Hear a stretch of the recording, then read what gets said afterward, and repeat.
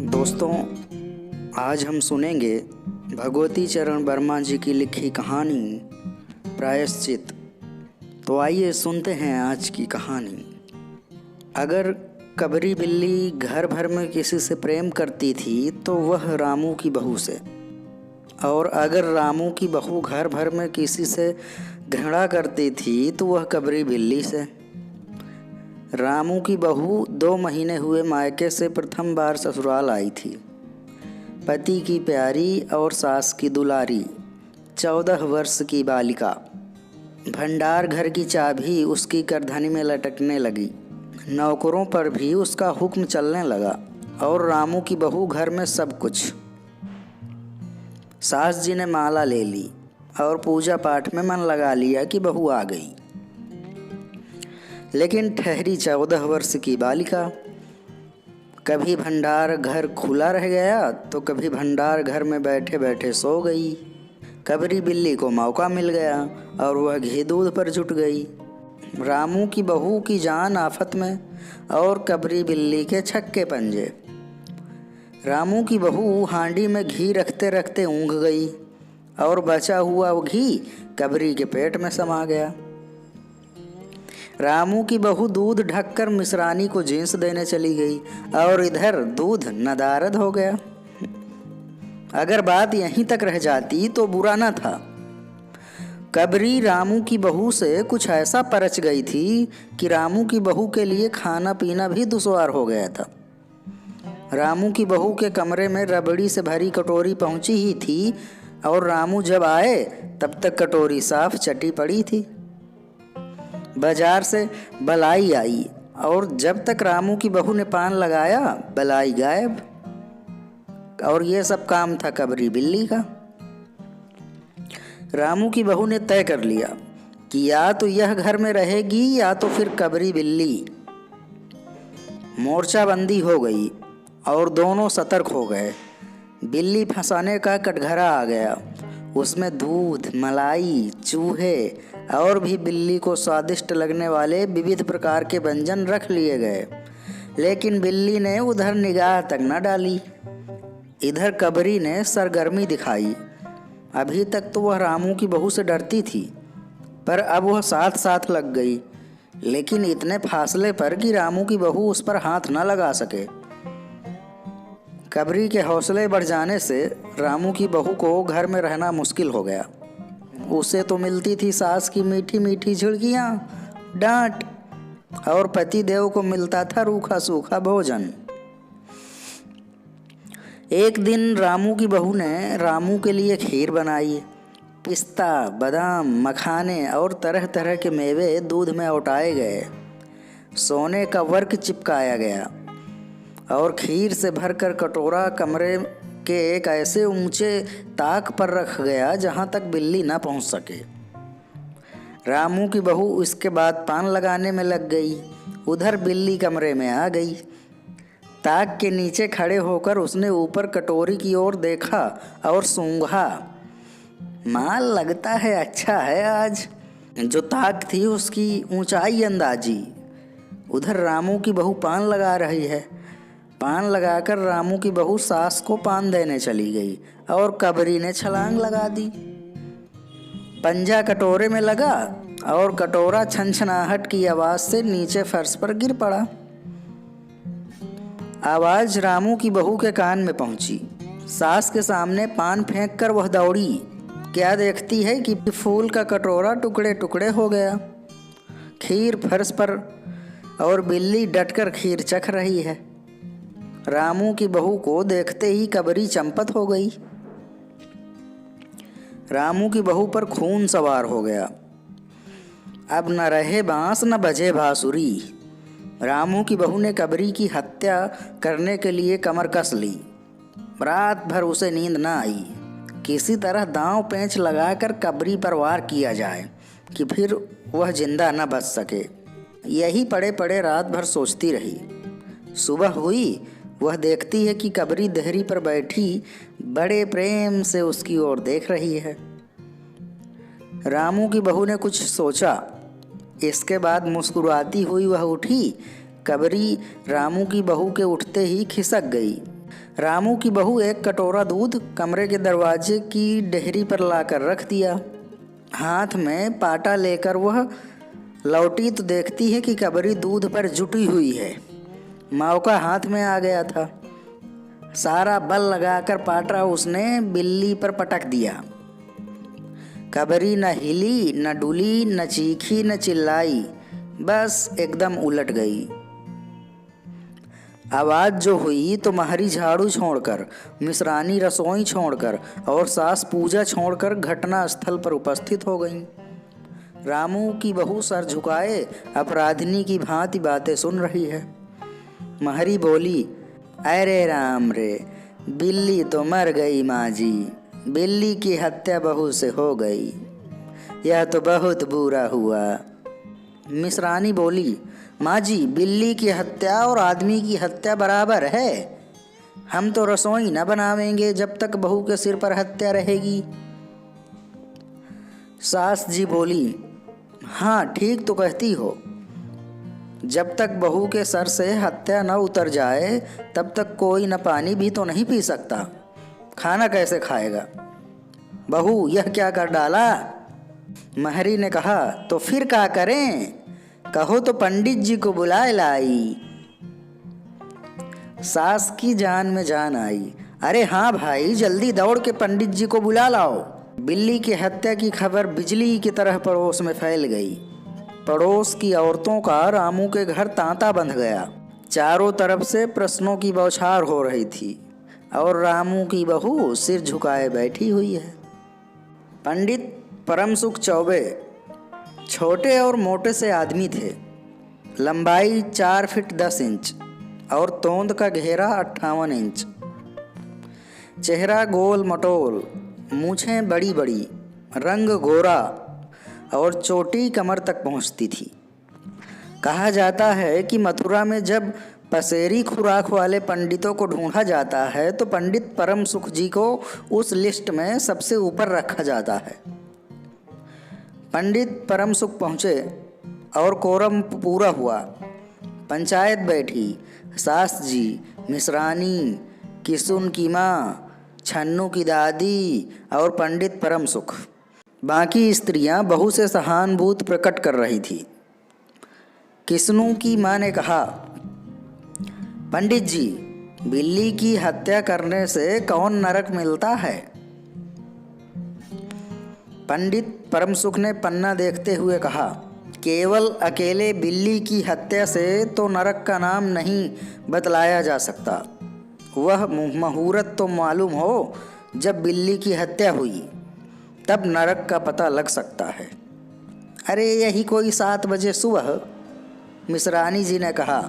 पंडित परमसुख ने पन्ने पलटे, अक्षरों पर उंगलियां चलाई, माथे पर हाथ लगाया और कुछ सोचा। चेहरे पर धुंधलापन आया, माथे पर बल पड़े, नाक कुछ सिकोड़ी और स्वर गंभीर हो गया। हरे कृष्णा हे कृष्ण हे कृष्ण। बहुत बुरा हुआ। प्रातःकाल ब्रह्म मुहूर्त में बिल्ली की हत्या, घोर हत्या, कुंभी पाक नरक का विधान है। रामू की माँ, यह तो बहुत बड़ा बुरा हुआ। रामू की माँ की आंखों में आंसू आ गए। तो फिर पंडित जी, अब क्या होगा, आप ही बतलाइए, कोई उपाय खोजिए। पंडित परमसुख मुस्काए। रामू की माँ, चिंता की कौन सी बात है, हम पुरोहित फिर कब काम आएंगे। शास्त्रों में प्रायश्चित का विधान है, सो प्रायश्चित से सब कुछ ठीक हो जाएगा। रामू की माँ ने कहा, पंडित जी, इसीलिए तो आपको बुलवाया था, अब आगे बतलाओ कि क्या किया जाए। किया क्या जाए? यही कि एक सोने की बिल्ली बनवाकर बहू से दान करवा दी जाए। जब तक बिल्ली न दे दी जाएगी तब तक घर तो अपवित्र रहेगा। बिल्ली दान देने के बाद 21 दिन तक पाठ हो जाएगा। छन्नू की दीदी बोली, हाँ और क्या, पंडित जी ठीक ही तो कहते हैं, बिल्ली अभी दान दे दी जाए और पाठ फिर हो जाए। रामू की माँ ने कहा, तो पंडित जी कितने तोले की बिल्ली बनवाई जाए? पंडित परम सुख मुस्काए। अपनी तोंद पर हाथ फेरते हुए उन्होंने कहा, बिल्ली कितने तोले की बनवाई जाए? अरे रामू की माँ, शास्त्रों में तो लिखा है कि बिल्ली के वजन भर सोने की बिल्ली बनवाई जाए। लेकिन अब कलयुग आ गया है, धर्म कर्म का नाश हो गया है, श्रद्धा नहीं रही। सो रामू की माँ, बिल्ली के तौल भर की बिल्ली तो क्या बनेगी, क्योंकि बिल्ली 20-21 सेर से कम की क्या होगी। हाँ, कम से कम 21 तोले की बिल्ली बनवा के दान करा दो, और आगे की तो अपनी अपनी श्रद्धा। रामू की माँ ने आंखें फाड़कर पंडित परम सुख को देखा। अरे बाप रे, 21 तोला सोना! पंडित जी, यह तो बहुत बहुत है। तोला भर की बिल्ली से काम न चलेगा। पंडित परम सुख हंस पड़े। रामू की माँ, 1 तोला सोने की बिल्ली? अरे रुपया क्या, बहू से भी बढ़ गया। बहू के सिर बड़ा पाप है, इसमें इतना लोभ ठीक नहीं है। मोल तोल शुरू हुआ और मामला 11 तोले की बिल्ली पर ठीक हो गया। इसके बाद पूजा पाठ की बात आई। पंडित परम सुख ने कहा, उसमें क्या मुश्किल है, हम लोग किस दिन के लिए हैं। रामू की माँ, मैं पाठ कर दिया करूँगा, पूजा की सामग्री आप हमारे घर भिजवा देना। पूजा का सामान कितना लगेगा पंडित जी? अरे कम से कम हम पूजा कर देंगे। दान के लिए करीब 10 मन गेहूँ, 1 मन चावल, 1 मन दाल, मन भर तिल, 5 मन जौ और 5 मन चना, 4 पसेरी घी और मन भर नमक। बस इतने से काम चल जाएगा। अरे बाप रे, इतना सामान! पंडित जी, इसमें तो 100-150 रुपया खर्च हो जाएगा। रामू की माँ ने रुआसी होकर कहा, फिर इससे कम में तो काम न चलेगा। बिल्ली की हत्या कितना बड़ा पाप है रामू की माँ, तुम तो समझती हो। खर्च को देखते वक्त पहले बहू के पाप को तो देख लो। यह तो प्रायश्चित है, कोई हंसी खेल थोड़े है। और जैसी जिसकी मर्यादा, प्रायश्चित में उसे वैसा ही खर्च करना पड़ता है। आप लोग कोई ऐसे वैसे थोड़े हैं। अरे 100-150 रुपये आप लोगों के हाथ का मैल है भाई। पंडित परम सुख की बात से पंच प्रभावित हुए। किस्नू की माँ ने कहा, पंडित जी ठीक कहत हैं, बिल्ली की हत्या कोई ऐसन वैसन पाप थोड़े न है। बड़े पाप के लिए बड़ा खर्च भी तो करना पड़ेगा। छन्नू की दीदी ने कहा, और नहीं तो का, दान पुण्य से पाप कटत है। मिश्रानी ने कहा, और फिर माँ जी, आप लोग तो बड़े आदमी ठहरे, इतना खर्च आप लोगों को क्या आखरेगा। रामू की माँ ने अपने चारों ओर देखा। सभी पंच पंडित जी के साथ। पंडित परम सुख मुस्कुरा रहे थे। उन्होंने कहा, रामू की माँ, एक तरफ तो बहू के लिए कुंभी पाक नरक है और दूसरी तरफ तुम्हारे जिम्मे थोड़ा सा खर्च है। चाहे तो नरक ले लो, चाहे तो खर्च ले लो। एक ठंडी सांस लेते हुए रामू की माँ ने कहा, अरे अब तो पंडित जी जो नाच नचाओगे नाचना ही पड़ेगा। पंडित परम सुख जरा कुछ बिगड़ कर बोले, रामू की माँ, यह तो खुशी की बात है, अगर तुम्हें यह खरता है तो ना करो, मैं तो चला। इतना कहकर पंडित जी ने पोथी पन्ना बटोरा। अरे पंडित जी, रामू की माँ को कुछ नहीं अखरता, बेचारी को कितना दुख है, बिगड़ो नहीं आप। मिश्रानी, छन्नू की दीदी और किस्नू की माँ ने एक ही साथ स्वर में कहा। रामू की माँ ने पंडित जी के पैर पकड़े और पंडित जी ने अब जमकर आसन जमाया और कहा, 21 दिन के पाठ के 21 रुपए और 21 दिन तक दोनों बखत 5-5 ब्राह्मणों को भोजन करवाना पड़ेगा।